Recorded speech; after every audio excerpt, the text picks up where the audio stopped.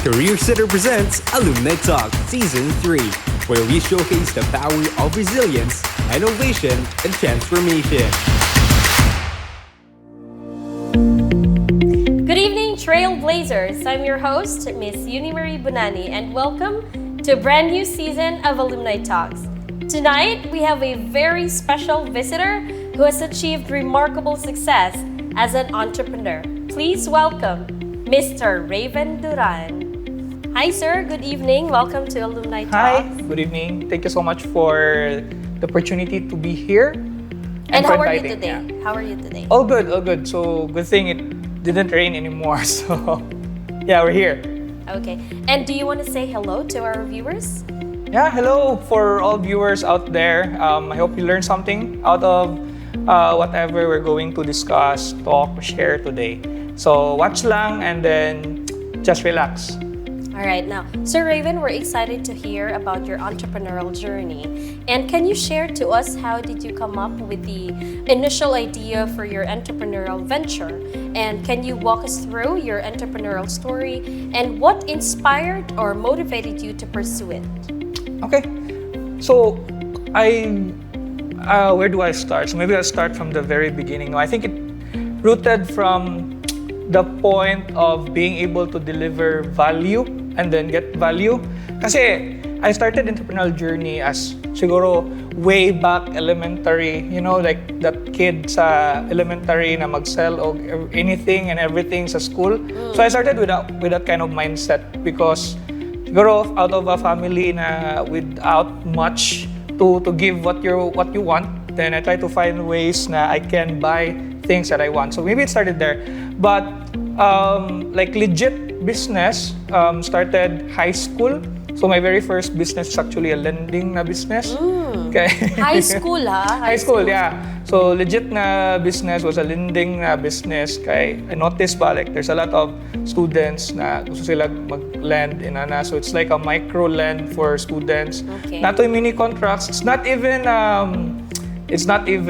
kumbaga like ma-considered yun nga full-fledged nga business kay wala man toy any like OR something like that. But I think that was like my first foray into proper business nga I sort of contracts in na for the micro loans or micro actually lending for students. So kana, and then it evolved into tech related. So for context, no, I currently have 5 businesses running and different ang ilang context ani, but my primary jud na business is related to technology. So it's more of an entrepreneurship. So it started way back also high school na I think if some of the audiences are familiar with Friendster, there was a time before na you have to edit Friendster para it looks nice, and some people don't know how to make splashy stuff on their Friendster account. So it started from there. So I learned some tech stuff para it works. So I started selling out services for that one, and then it evolves to developing websites. And then I noticed na it feels hard to do everything. Like clients come in and then I can't handle them all by myself. So by that time, high school, I'm already earning siguro at the time, like I'm already earning siguro 15 to 20K a month for a high school student. Wow. So it was good. But for that time, dili pa uso ang work from home. Yes. So for me, that was like parang like, wow, this is very nice opportunity. And then I noticed na I started seeing a pattern na I'm trading my time for that amount of money. But if there's something that I can do na I can get all these clients without like putting all of the time, kumbaga, na personal time for everything. So that's where it started, my first na tech na business, which is Webnified. And it started way 4th year high school. And then I started hiring people for projects to outsource them. And yeah, so that's the very first beginning. I think the entrepreneurship journey started good for the fact na I wanted to earn something and provide value, kumbaga. So the only way I can see earn na big amount as a high school student is by doing or giving something of value to other people, which they find also kumbaga big for them, so they will be big for them, at least for that age. So yeah, that's like how it started everything, and then it evolved na lang then for different kinds of business after that. All right, now that's truly inspiring, sir, no? And building on the topic, what are your thoughts on the role and impact of entrepreneurship in society? I think it's big. Kay, as a Filipino, we've grown accustomed to like this conventional mindset ba na pag skwela, kay para makatrabaho, para makabalay, para makakanan, para mag-retire, inana. So, it's a very traditional way of thinking, and wala man lang galit bitaw, like at least on the traditional setting, wala man lang gingon na pag skwela para you learn something, and then if you want, you can create a business out of it. Absolutely. So, for me, it's a big impact. Kay when we create businesses, we only not earn for ourselves, but we also make ways for other people to earn. Yes. Diba? Because you create jobs, you help the economy by creating more jobs, you invent something, and then at the same time, it gives us the jumping board to go from the mindset of being a consumer to a mindset of being a maker. Mo gani ang main na difference man god with being an entrepreneur or being not an entrepreneur is that you go from a mindset of consume like usa ko mapalit next ito usa ko mabaligya next usa ko mahalin next, where can I get more money or earn more next. So for you to do that, there has to be something na ma-offer nimo of value mo dyan na pinaka-core. So I think the impact of giving more highlights to entrepreneurship is that people will now be thinking more of how they can give value and create value. Kaya ang typical manggod na value here in the Philippines is service. Yes. Like, di ba? Like, if you, basta kay magkayod kag kalabaw, basta kay magnarbaho kag kayod yun kay hard work, you're providing value. But there are actually a lot of ways that you can provide value. And of course, entrepreneurship can also give ways for our economy nga it's gonna be go upwards more bali in a kumbaga very dramatic ways. Like for example, just to give you context, the top 5 actually even top 3 lang na technology company in the US that started as a startup is actually already like 70% more than more than the GDP of the Philippines. And take note, tulo lang nakabuk. It started like entrepreneurial person, nag-grow ang company, and it's now even bigger than the GDP of a country. So imagine how much more ba. And I think Filipinos do not have that kind of mindset traditionally. Kaya naanad kang manarbaho gid. That's not bad. But I will say that there's other paths. Yes. Kumbaga. So I think that's the role and the impact. It helps us have a more kumbaga creator mindset. Dili man gud like usually maingon sila entrepreneurship ang matudluan na kay kwarta. No. Because before you even create money or before you even get the money or earn the money, you'd have to think ways, di ba? So for you to get ways, either mag-build kag something that mabaligyan nimo or mag-resell kag something na mabaligyan nimo or magkuan ka. So it's more of creator mindset. Doon sa man ako nga tagaan kog kwarta sa tao. In a ways nga so mo end up din ta dayon nga mag-think ta og something nga how. So I think that's a good mindset to have as Filipinos. So makahelp sa tong country. Now, you made mention about the value, sir. Now, how can we create a value-adding venture for our customers? All right. So I think the core of every sale is a person who has a need or a want and a person who can provide that need or want. Diba? So, kana lang jud. Like, if you feel that you have something or you can think of something that other people may want to use or need nila, then that's the core of entrepreneurship. Okay. All right. Now, in developing and designing your business, what issues are you aiming to address? And who are the customers you're focusing on? And what problem are you trying to solve? I have currently 5 very active na businesses, aside sa katong uban that I am involved with, but these are 5 that I mainly own or co-own. So for the tech business, of course, the purpose is the main thing is the audience of the business, right? So for the tech business, it's going to be the organizations, the businesses who wants to level up their their business by being digital first, or at least being digitally enabled. So that's why we provide tech services, tech products to them. The other business, for example, sa Pater Kuwait, so we also own that one, kanang atbang sa Xavier. Yes. So we will have our siya, second, yeah, good. thank you.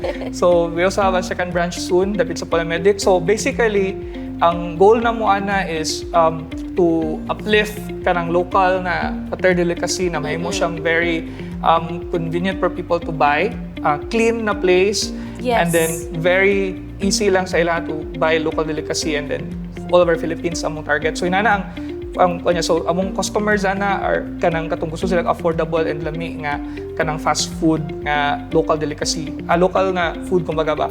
Sa Duran ni Duran, basically ang among target customers sana are those hilig sa durian but maglisod sila buy sa durian. Durian is very polarizing, but we understand there's a lot of people nga ganahan pod ana ba. So problem karon, if you want durian, number one, it's wala ka kabalo kung saan season sa durian. Exactly. Next is you cannot usually kung magnuna ka durian, yung nunaan kay Davao, so either matupa ka Davao or magpalit ka somewhere. Durian sa Davao. Diba? So what we plan there is to target those people and then make durian delicacies o ang fruit itself accessible in all of the Philippines. Mugi na mong target para murag sa mga inasal ba, like their branding is very good kasi initially before when you talk about inasal, manunaan nimo sa una is actually bacolod. Diba? Bacolod style na yes. inasal. Now, pag murag kag inasal, ang first na maabot sa imong mind is actually mang inasal. Diba? So that's what we're trying to do, but for durian. So, the point of all of this, other businesses related sa real estate na and other stuff, but the point of all of this is that on every business, the audience should be connected to the need nila and the want nila ba for the business. So, that's how we connect the current businesses. So how did you also establish a solid foundation for your entrepreneurial venture, including creating a business plan, defining your value proposition, and setting clear goals and objectives? Okay. Siguro, I think those things that you mentioned are, kumbaga, the fancy words for actually just creating a business plan in a sense. But those na mga ideas that came up or those na mga things that I prepared, like mga SOPs, actually came out of the failures of all the mga ventures that I tried in the past ba. Okay. So the more I failed, the more I learned, and then I used that learning to come up with a better one. So inana ang usually gakahitabo. And then for the business, simple lang, there are tools to use that you can use para you can build those kinds of paperwork easily. But the core of it lang, Jude, is that what do you envision for your business? Like, Yes. example, sa Duran ni Duran, envision ko nga the whole Philippines, it will be easier for them to buy durian all year round. Diba? And then the next will follow, like makabalo na din kadayon, like how do I do that? So who do I target? How do I do that? Where are the channels to come in? Asa kumakuha supplier? Follow siya. That's why it's very important ang vision. Next is that use the tools. Like there are tools like business model canvas. It's like a one-pager view of everything sa yung business ng idea. There's also like guided tools online. There's even ways that you can use AI like ChatGPT to give you initial SOPs and ideas. Now, I agree with that also, sir. And doing validation with your customer is also the best way to set goals and value Correct. for your businesses. How important is market research and identifying target customer in the early stages of developing an entrepreneurial venture? I would say very important. It's akin to your business surviving or not. Kay if you do not know your customer, you do not know who to target, then you will end up without clear goal and strategy in mind. Like for example, kung ang imong business is about magparent ka og kanang Starlink. So example, I'm gonna use Starlink. So naming mga comments sa page usually na mahal sa inyong rental, oy 900 pesos per day. Unsa man na, mura man nag-dollars kay na. I don't care about those comments. Because my target customers kay katong kailangan sila fast internet wherever. For example, events. Like event coordinator. So last Sinulog, not Sinulog, kaning Kaamulan Festival, They use our Starlink internet para nasa internet for the live event. And they don't care about paying 900 pesos for a day for the event, para lang na sila sa internet. So now, if wala ko clear vision on who my customers are, kinsa akong i-market research na, then kuan ko adto nga magsige ko reply sa comments nila because okay lagi ni nga price inana mag-justify ko because I don't know my customers. Now since I know my customers and I know that my customers can afford it and for their need better to siya, like di ba, what for example ako'y kasal and I want to live stream it, mas better na lang mag-pay ko 900 pesos for a day kaysa sa mag-buy ko og device nga mag-cost me 40,000 30,000 for just a single event. Just a day, yes. So for me, it's very important because once you know your customers, now you can focus your product to target those customers. Last example, Apple. Di ba? Dagan story Apple, it's very mahal kay nga product, but how can Apple become a $1 trillion company? It's because they know their customers. They know their customers will buy. They know their customers want to have the sense of exclusivity in some things. Nga, murag, actually, mo buy na lang ko ani not because of the features, but tungod kasi yung logo. Di ba? Why do people buy Chanel or kanang Louis Vuitton, di ba? Because of their branding and they know the target customers. Like, kung feeling nimo di ka ka-afford or feeling nimo kanang di ka ganahan ani, it's not for you, you're not the target customer. But they know that, so they do not get derailed if people give negative feedback to what they want ba. So that's how important market research is. Knowing your customer means you can focus on the customers that matters. Now, validation is the key. Correct. Now, what are the challenges you anticipate facing in your entrepreneurial journey and how did you overcome them? I think it's a constant overcoming. So it's not like I already overcome everything. So it's more of like a constant journey. Like maybe tomorrow, the next day, the next week, there's going to be a problem.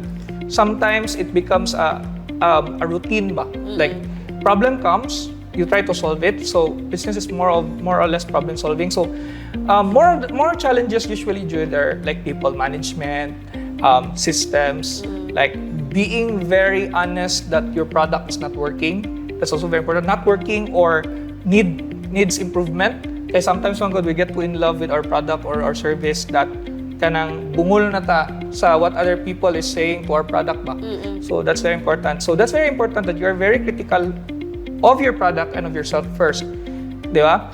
And then, when you try to solve problems, you expect na there will be problems. So when you try to solve problems, you do it in a calm manner and collective na you get all of the information that's there and try to assess. So, but then, systematically, you also need to put some sort of like ways to track your business ba? Like, you will not be easily able to solve a problem kung wala ka kabaluan sa gikan ng problem or root sa problem in the first place. So you end up patching, di ba? So try to add metrics. Like for example, since I'm related man sa tech, so all the businesses that we have are using na technology para makabalo mi asang halin gikan, usang item na kasagara gakahalin. And now, pag naay product nga dili gakahalin, kabalo na mi sa mo siguro ni ang pinaka-less nga halin nga product, mo mo kailangan buhaton na. So give yourself an edge to the problems. Okay, whether you like it or not, problems will come. So the main thing here is how prepared are you for problems to come ba? So like that. So prepare for contingencies and then track for metrics. Okay. So now can you share any strategies or best practices for effectively marketing and promoting an entrepreneurial venture to reach the target audience? I'm speaking of I'm not a marketing expert man, but I'm speaking for my own na lang na experience. Right now, it's mostly social media good. Even ads, na like kanang ads bitaw na kanang naa sa makita na to sa gawas ng mga physical ads, is no much already with the power of social media. Yes. Like very, very simple lang na post bitaw can actually help a lot. And here's the thing. So I went to this convention in Singapore one time. It's more like a TikTok na seminar on business marketing. And then what they found out was very interesting. People are more geared towards buying something if ang kanang inyong gi-market nga product kay raw kay siya tanawon bitaw. Like kanang bitaw murag gikaon lang or murag wala kayo prepared bitaw nga dili bitaw kayo siya kuan. Murag mas dako yung engagement kay people will feel it to be very very natural. So they will have that sense of kanang murag genuinity nga kanang wow, murag legit gid siguro ni, then I will buy it. So siguro from my experience, make your product marketing or your marketing as genuine as possible, and then social media gyud, like try to partner with influencers or try to market your product sa social media more, do some form of like ads there, or Yes. try to make some ways na ma-maximize ang social media. So kana sa mga page from the Starlink to Pater to DND to every other business, gagamit jud mi sa social media gyud, and it help us jud na ma-boost ang amuang sales on a weekly basis. Alright. That's a wonderful tip, sir. No. Now, for aspiring entrepreneurs, what should they keep in mind when selecting the appropriate business model or revenue generation strategies for their ventures? Okay, I did a lot of ways or a lot of like, anong tawag dyan?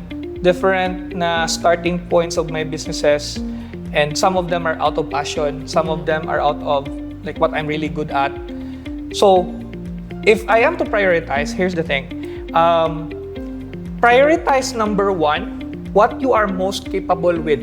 Like, what do you have as an edge, either personally or from your experience, baka ha, that you can give na feeling nimo may value to other people. For example, if you're a chef, syempre, the most experience that you have is related to food.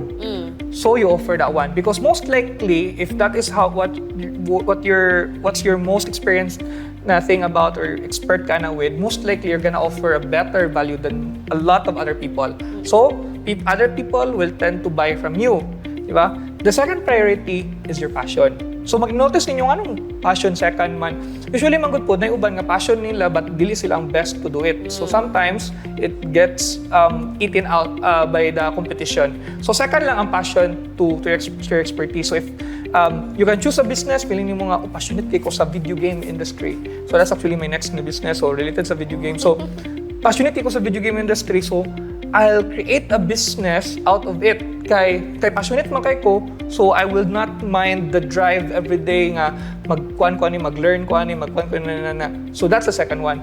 Now, the third one, which is the perfect unta gyud na combination, is if you have both passion and expertise aligned. Yes. So kung ma-align na siya nga passionate ka ni, and then expert ka na nga thing, then most likely you are going to have kanang good time in business. Kaya in business naman yun ups and downs, di ba? So even in downs, since passionate man ka, makapush through ka, and since you're expert at it, then dakog chance nga people will buy from you because you're better than other people. So inana ang usually that how I check. So check na ko, ganahan ba ko ani, passionate ba? Kanang naba ko expertise ani. Next, passionate ba ko ani? So balag wala ko expertise, basta kay passionate ko, I can partner with people nga expert at least. Yes. Pero mas better gito kung expert gid ko ani to start bali ba. So inana usually ang akong thinking with mag-create og business nana. And then of course market trends. Kay pangit man gud pod kung you start a business and then you don't like it but you started that business because dagan nag-ingon na tao na dagan magaghalin ana. So pag negosyo na lang ana. So mag-start ka ana nga mag-expect ka dito sa kwarta, and most businesses needs time to grow. Yes. So muna ako ang fun for them. If they come up with a business, try those things first. Okay, that's a valuable advice, Sir Raven. How did you secure funding and resources for your venture? And any advice for the entrepreneurs seeking financial support? All right, so I'm gonna start from the very first time na I had an investment from external sources, no, which is third year college.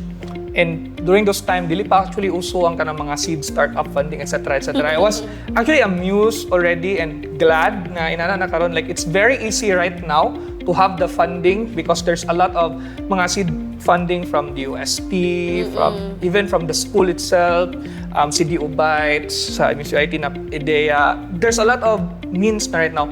During those time that sa college ko, wala gid na. So that was like the start pala maka-learn ng Philippines about what a startup even means. So, when I started back then, ang akong gibuhat is that nag-OGT ko, ako yung gitarget nga first ko nga mag-OGT nga IT sa Manila. Usually lang, tugtan nga mag-OGT kay local lang. Kay para pag mag-visit ang teacher, of course, easy lang kay local. But I went out and then nagsabay pagkukubay ng mga classmate na ko para maka-afford me to be in Manila dito mi nag-OGT. Because my target there is to join networking events, like networking as in mixers, you talk to people, you learn from people, you build connections, and then pitch to them my idea back then.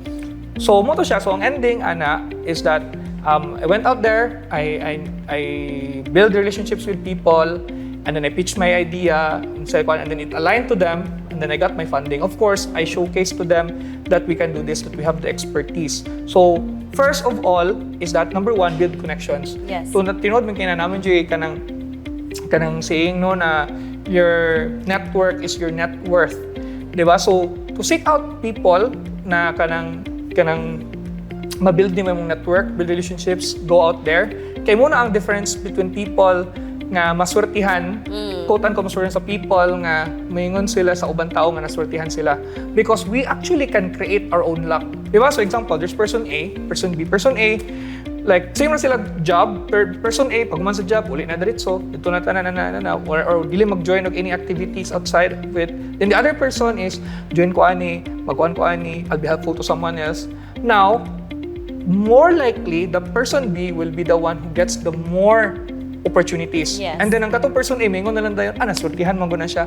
No, we can actually create our own luck. So, in that regards, nitabo ato na time, with a little bit of luck and a bit of kanang work that we done. So we raised an investment. It was big for me at the time. And then, mo to siya ang start sa kung first nga investment outside of my own pocket. Yeah, that's all. Those are excellent good kind of strategies, sir, no? And in creating a business, it's not a one-man show. And you need to help from others as well. Now, how did you form your team, and why is it important to build a talented team and foster a supportive company culture for nurturing an entrepreneurial venture? Yeah, that's one of the biggest challenge man gud on every business, like the people who's gonna be manning the business pa. So I think it starts good with having the vision, and then aligning everyone with the vision and the principles. Kay kung pag during sa interview di mo magsinabot or wala nimo gicast imong vision sa ilaha nga di nila makita, then most likely lahi ang batasan sa imong mga staff. So walay anchor bali na either staff or even partners. Sample, ang imong goal sa kaning nga business is this goal, padulong dani, then imong partner ya din goal dili pa this way. So lahi yung goal bali. So pag abot na nga part nga madto mo sa crossroads, di ba? Chaotic. So that's very important one. Like you have the goals and you have the vision aligned first. And then during sa interviews mag-align mo. And di mo gina nimo diretso matimbang ang tao gyud first glance. It's a continuous process, pero at least the safety net lang yun nimo is that you have an alignment at the very beginning na magsinabot mo nga this is the plan, this is your role. So kana pod role, so for example sa mga sample sa staff namo sa businesses like sa food businesses, nagid sila yung role nga this is your role, these are the expectations.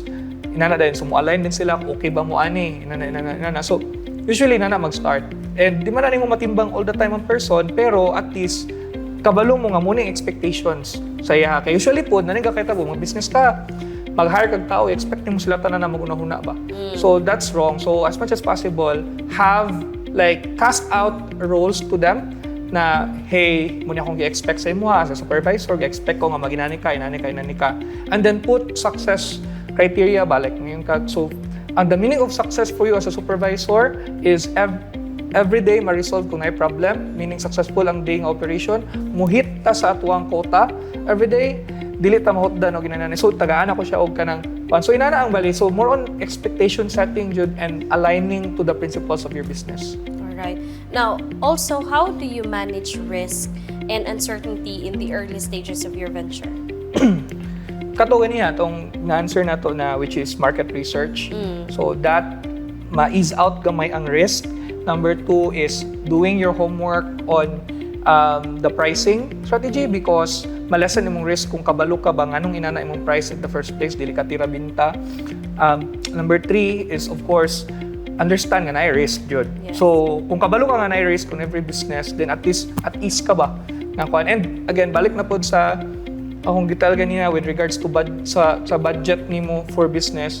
kung imuhang business gikan out of a bad loan akong giterm ha, like na may good loan na percentage na gikan out of the bad loan kay wala kay na save for business, so nag-loan ka og dako pagid og tubo sa loan, then syempre maglakag ka adto every month. So now, instead of thinking about what's the best way to improve the business, imuha kay what's the best ways nga maka-earn right? So to manage your risk, make sure that you're doing the business nga na kay safety net gyapon at the very least. Kay kung life on the line kayo always imong business, then maglisod kag improve sa imong business kasi sige lang kag think on survivability nimo ba instead of what's the best for your business. So yeah, I think that's it. Okay. How can entrepreneur foster a culture of innovation in their organizations? For my experience, I think it's being number one, having the culture of growth over perfection. Kay sometimes man good, if we focus on perfection, pag once na feeling na to perfect na ta, meaning di na mo grow, di ba? So if you think you're already perfect, then that means you cannot be better. So that means dapat na mo culture of growth and learning. Number two is that have a room for failures and creativity. Kasi man good pag ang workplace has this culture nga dapat wala failure ha, dapat perfect community, dapat wala wrong. Most likely, people will end up doing the kanang most safety work. Kumbaga para, dili ko magpabida-bida ni kay pabida-bida ko, basig masayop ko, akasabaan man ko. Diba? So, foster a culture within your business or company na can help them merit na nag-try sila. If they fail, they just need to own up to the failure and then try again. Diba? Kay as long as the failure is not fatal, pangitaan mo ginagpamaagi.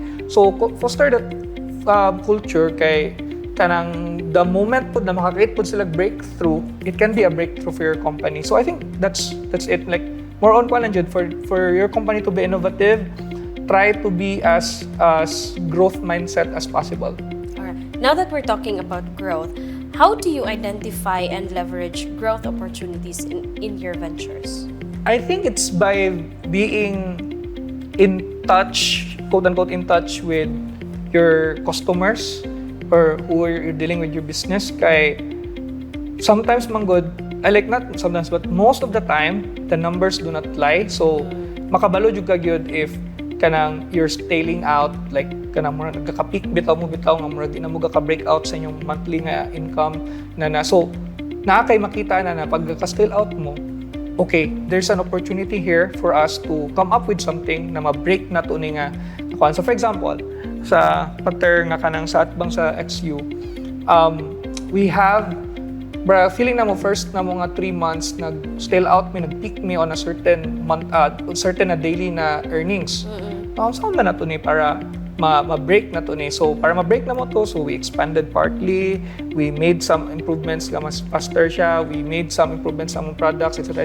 So ang ending, na-double and almost triple ang earnings on a daily basis. So inanabit ako, kung nag-stop me adto, like we learn, okay na niya, okay na ni siya, and we didn't saw the numbers, wala mi nag-check sa numbers, then ang mahitabuan na is that we will not have leverage on growth opportunities pa bitaw for that business. All right. I know earlier we mentioned about it's okay to make mistakes and learn from it. But what are common pitfalls or mistakes that aspiring entrepreneurs should avoid? Okay. First answer to that one is the first mistake that most entrepreneurs make is that they feel that they don't make mistakes. So, what I mean is that they feel like everything is going to be perfect. Pag mag-start na customers will come. But that's not the case. So that's number one, do not expect everything to work out kaagad. So be very observant and then adapt ba. Number two is again, innovation and adaptability. So, most entrepreneurs, pag na sila stable nga monthly earnings to their business, murag, okay na ni. Murag, stick na taan ni, murag, okay na ni. So that limits their growth. Di na sila mag-innovate until mabot din ang point nga na mabot something nga competition nga mas better sa ila. Since once sila nag-innovate, magkapakapa sila. So that's one. And then third is of course, not aligning the people, the partners, staff sa ilang vision. So ang ending kay chaotic inside internally. Yes. And even other businesses makita man ninyo nga na mga business nga tingala na lang mo after 1 to 2 years nawala. Kaya most likely it's about those 3 things na wala sila na-align sa vision, etc. etc. Okay, that's a great advice, sir. Now, how can entrepreneurs measure the impact and success of their own ventures beyond financial metrics? Oh, so beyond financial metrics, so that means like social impact, right? Okay, so daghan kayo no na there are social enterprises and there are enterprises. Okay. But I would say all of enterprises in some form or another actually helps part of social impact. Like example, the very nature pa lang of businesses nga they employ people that can help already the social aspect and economical aspect of the country, di ba? So for businesses to track their social impact is number 1, for me lang personally from my experience is kanay mga specific na jud kayo ni is know where and how their supplies are being made. So of course, if they have the liberty to do that, then tanawin nila kay example, for tech side, we make sure na on the servers that we use, kanang ang among gina-rent sa cloud, etc., they have like a better carbon footprint than the other competitors ba? Because at least, di ba, confident mi nga dili kayo na nakakuan or power efficient siya, dili siya makakos og more power drainage sa world. So inana. So for example, kung sa food, make sure that it's ethically kanang kuan ang kanang mga food ninyo made or kanang ang farmers ba ni paid well, etc. So those are like mga initial considerations lang kay pag sa suppliers ka mag-start manggod, most likely mo snowball na siya on other parts of the business. So number 2 siguro is that think of ways na you can develop your staff outside of their role. So inanay mong big differentiator sa mga current na businesses like sa Pater or sa Lindy is that we actually train our staff to other things or other skills nga dili related silang role. Because ginaingon gyud mo sila kung dili ka mahimong manager or supervisor dani, we do not expect to see you here in 3 or 4 years because we expect na mo grow mo, mas better inyong standing, either maka-abroad baka mo, maka-business mo ginyong own, inana. So ginatry gid na mo na sila emphasis on that one that make this as your jumping board for your career and for your sa imong venture. So do not consider this as murag lock on na dinhi na gid ka forever. Except of course, gusto ka mag-supervisor or mag-unit brand manager, ikaw bahala. But muna mo kakita. So kanang think of ways ba na how do you develop your staff above and beyond like their scope and role lang bitaw kay kanang they're people. And then these people have potential na maybe dili ka kakita kay because of their role right now. So inana ang among paton. So for example, namin trainings and seminars for them outside of their kanang normal role. Of course, namay para silang role pod but napay outside silang roles. Di ba? Ga-teach mi sa ila og mga basics nga gikan sa mga seminars for IELTS bitaw para they have better English speaking skill. Kung gusto sila mag-abroad, it would be easier for them kay part man na sa usually requirements. Yes. Di ba? So Mahal example, pa yun, sir. Correct. So, and then naapod sa D&D, downtime, example, kung dili busy ang customer, so na may tablet dito for POS, pwede nila to gamiton for the learnings and then every week magatabi ko. So, it's more of a kanang how can you kanang develop not just your business but the people inside your business ba? Like, usually man good, ang uban, dili sila kanana kay hadlo ko kay mo resign din ni dayon, di ba? For me, that's also one way or that's also a pitfall sa business nga sumahadlok di ka ma-resign ning tao, meaning your business does not have a system kay pag mawala isa ka tao mabungkag dahil mong business, di ba? So you need to create an SOP nga bahalag mawala ni ang tao, mo-work gyud po business. Di ba? So that means kung maka-SOP ka, you can now find ways for you to develop your people nga kanang grow sila outside of their scope and role. So I think that's a good social impact, especially kung business ka gid kayo apparent dito ang social impact like dili kanang social reach or non-profit nga business. So I think that's one of the ways nga at least kami gina-try na mag-apply gyud para maka-help pud mi ba. Yeah, that's a holistic approach, Sir Raven. Now, what other indicators or measures can be used to assess the social and environmental impact of entrepreneurial ventures? Kung specific na jud kayo, like we have those carbon footprint, we have even economical impact, environmental impact. But for me personally, dili kay me heavily ga-track on on things as long as we check on if it's ethically sourced, if people are paid well for that item, wala sila gilugi bitaw sa kanang nag-supply sa amua, as long as we are aware of how much carbon footprint we're doing. Kasi magod ang uban kay mura kasi sila paki sa carbon footprint, pero actually climate change is very real. I think bantayan na yung sa nakainit ng panahon karon, di ba? Especially sa food industry, required jud kayo na kay kanang produce biya og carbon ang kanang whatever imuhang kanang sa tawagan ni whatever supplies na imong gina-take. So mga ina na mga butang, so wala kay ko specific nga answer na right now, but I'm gonna give lang an example na maybe you can be innovative in doing these kinds of things pa, and then also doing entrepreneurship at the same time. So there is this business called Life Straw. I don't know if you've heard of it. And then their product is very simple. Like, mura siya straw nga dako. Bahalag hugaw ang tubig. Pag imnon nimo to, ma-filter gid siya nga mo gawas dito sa is clean na water. Yes. So very useful siya on areas nga hugaw ang water. Now usually areas nga hugaw ang water, nangita sila usually kanang mga areas nga naay duol nga factory. Now, those factories are paying heavy fines to the government because of their carbon footprint, their environmental impact, inana. So, ang ilang gibuhat is to match two together. So, ilang gibuhat is that para malesen ang ilang bayaran so that the government, para malesen lang environmental and social impact sa area na asa nila gibutang ang factory, they can buy from Life Straw, mag-provide sila og Life Straw to all the local villagers. Kaya ending manggodan hugaw ang tubig. So ang local villagers dito, mangwas sila tubig, ilang initon.